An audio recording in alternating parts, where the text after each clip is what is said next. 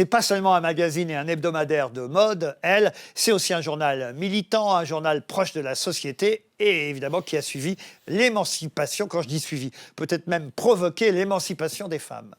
Parfois provoqué et aussi accompagné. Je pense qu'en 80 ans, on a en effet commencé par gagner le droit de vote et puis ensuite beaucoup d'autres choses. Alors, il y a encore des combats à mener, parce qu'il faut regarder les 80 prochaines années.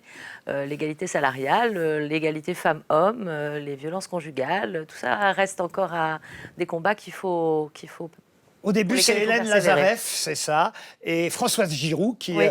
lance ce magazine. Il faut savoir que dans les autres journaux féminins, il y avait une majorité d'hommes. Et là, c'est ce que j'ai appris grâce au documentaire, 75% de femmes dès le départ dans le magazine Elle. Oui, au départ, elle avait dit il faut une rédaction féminine, ce qui n'existait pas. Et chez Marie-Claire ou chez Vogue, en fait, il y avait quelques journalistes, mais par exemple, les journalistes hommes signaient sous des pseudos féminins, ce qui était quand même amusant. Ils avaient honte, en fait, d'être des hommes. Donc ça, c'est quand même intéressant, hein, en 2025.